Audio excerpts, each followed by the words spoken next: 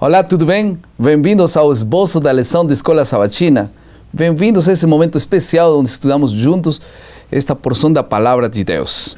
Estamos aqui juntamente com Michelson Borges, que é editor da Casa Publicadora Brasileira, é mestre em teologia, também é um pesquisador dos temas de criacionismo. Bem-vindo.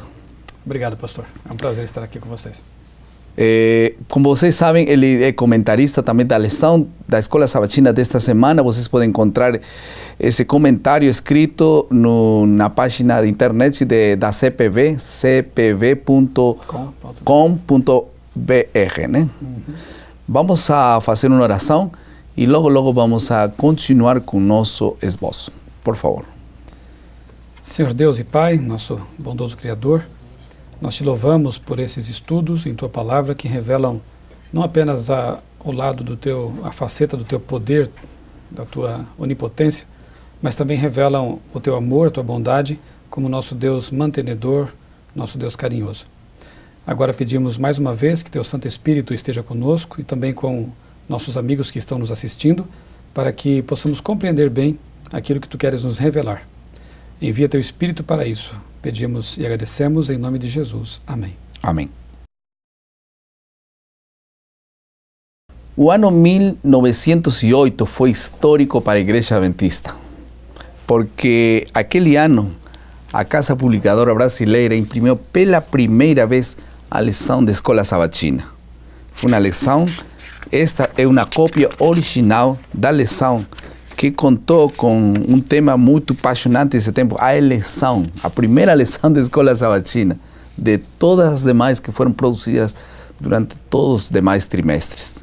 E para isso, a igreja, para comemorar 100 anos da primeira lição da Escola Sabatina, se preparou este material, esta placa comemorativa. E aqui estão os 100 anos do preparo da primeira lição da Escola Sabatina. Isto foi no ano de 2008, quando se cumpriram exatamente 100 anos da primeira lição da Escola Sabatina. Qual foi o ato que nós precisamos comemorar com maior força e que Deus quer que nós comemoremos semanalmente? O foco da lição desta semana é a criação e sábado estão intimamente ligados. A negação da criação tende a levar à negação de outras verdades bíblicas, como o sábado, o dilúvio, a segunda vinda, etc. Nós precisamos comemorar um acto criador e por isso Deus estabeleceu o sábado. Esse era o nosso tema. Rapidamente vamos passar à segunda parte do nosso esboço, que é a compreensão.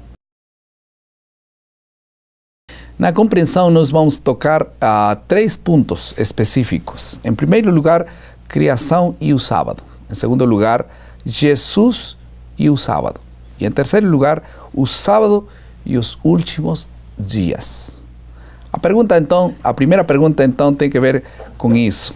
Como a instituição do sábado refuta a ideia de que ele teria sido criado para um povo apenas? Não é apenas para um povo, né? A resposta a essa pergunta é muito simples, né, pastor? A menos que a pessoa queira complicar demais, né? Porque quando nós voltamos no tempo e verificamos o relato bíblico, percebemos que o sábado foi criado no fim de que semana? A semana da criação.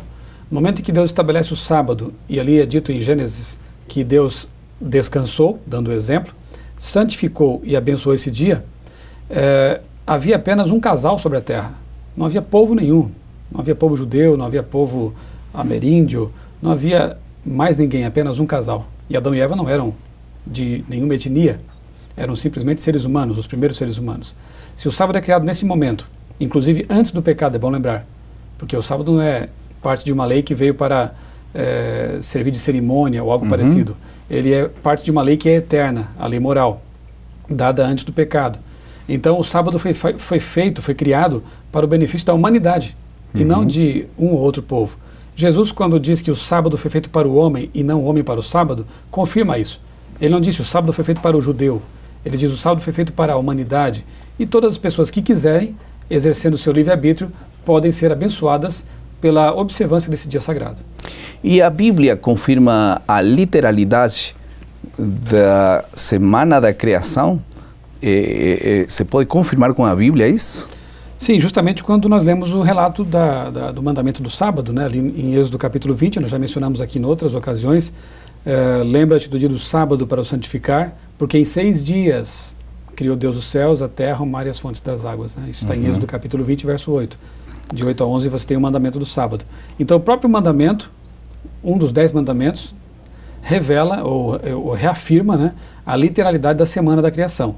Nós também lemos lá em Hebreus, aqui em Hebreus capítulo 4, no verso 4, o seguinte: porque em certo lugar assim disse Deus, no tocante ao 7º dia, e descansou Deus no 7º dia de todas as obras que fizera.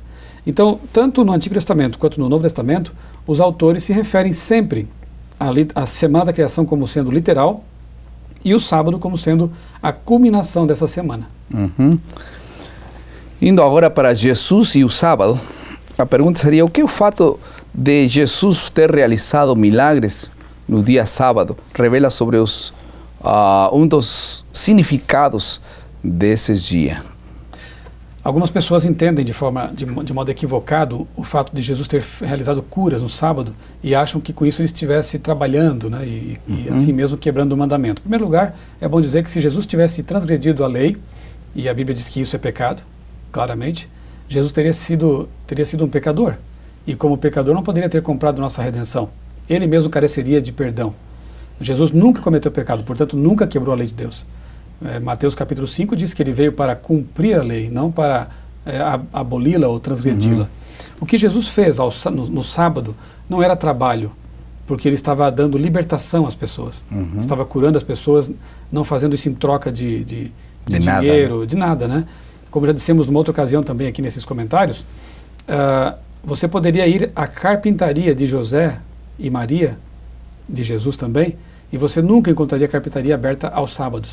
Porque segundo Lucas capítulo 4, verso 16, Jesus e sua família eram sempre vistos na sinagoga ou na igreja da época no dia de sábado. Aqui em Deuteronômio capítulo 5, no verso 6 e seguintes, né, encontramos a repetição da lei dada lá em Êxodo capítulo 20. E é interessante que aqui Deus adiciona um elemento especial aos mandamentos quando diz assim, no verso 6, eu sou o Senhor teu Deus, que te tirei do Egito, da casa de servidão. Além de ser um memorial da criação, após o pecado o sábado adquire um outro significado, igualmente memorável. A recordação de que Deus liberta. Deus libertou o povo dele do Egito e continua fazendo isso hoje. Jesus, quando cura aquelas pessoas no Novo Testamento, ele está libertando aquelas pessoas da escravidão do pecado, da escravidão das doenças. Quantas vezes disse, vá e não peques mais. Né? Então o sábado, além de ser o memorial da criação, pastor, é o memorial da redenção e da libertação. Como você mesmo falou nos blocos anteriores, Deus fez um templo no tempo, né? Exatamente.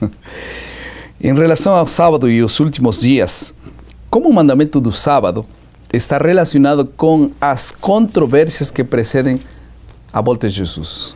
Isso é muito interessante porque a gente pode perceber o sábado ao longo da história, né? Nós temos o sábado na criação, antes do pecado. Temos o sábado transmitido ao povo de Deus após o pecado e cristalizado e solidificado em tábuas de pedra que representavam eternidade, permanência, né? Não foi escrito na areia nem na madeira, foi em pedra. Hoje talvez fosse usado aço inoxidável, né? Mas isso simboliza a eternidade, é permanência. Vemos o sábado sendo guardado pelos profetas, vemos o sábado sendo guardado por Jesus, seus discípulos, por Maria. Enfim, o sábado permeia toda a história e não é diferente com respeito ao futuro. Nós vemos que, inclusive, lá em Isaías capítulo 66, o sábado será observado, inclusive, na nova terra, após a volta de Jesus, após a eliminação do pecado da terra. Mas com respeito à controvérsia que antecede a volta de Jesus, aqui em Apocalipse 14, 6 e 7, nós lemos, vi outro anjo voando pelo meio do céu, tendo um evangelho eterno para pregar aos que se assentam sobre a terra, e a cada nação e tribo e língua e povo, dizendo em grande voz, temei a Deus e dai-lhe glória, pois é chegada a hora do seu juízo, e adorai aquele que fez o céu, a terra, o mar e as fontes das águas. Essa fraseologia, essa linguagem aqui, é exatamente a mesma que é empregada em Êxodo capítulo 20, de 8 a 11. João usa aqui a sequência da criação, né, para se referir ao mandamento do sábado, em Êxodo capítulo 20. Então, isso nos dá a entender que uma das mensagens que deverá ser proclamada pouco antes da volta de Jesus, é justamente a mensagem de que devemos adorar a Deus, o Criador, e o sábado é um lembrete dessa adoração, por ser o memorial da criação. Que maravilha. Vamos a passar à terceira parte do nosso esboço, que é aplicação. Todos nós fomos criados para ter uma íntima comunhão com Deus. A pergunta é como a observância do dia sábado fortalece nossa comunhão com Deus. Será que implica aí algum fator de intimidade com Deus o dia sábado? Pastor, alguém disse certa vez que durante a semana nós temos que andar de mãos dadas com Jesus. No sábado nós nos sentamos aos pés de Jesus. Então Deus sabe e já sabia que com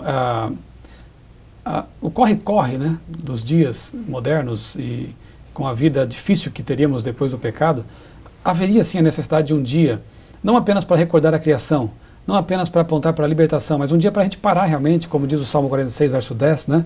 Aquietai-vos e sabei que eu sou Deus. Como fazer isso durante a semana? É lógico que é importante termos um momento de comunhão com Deus todos os dias.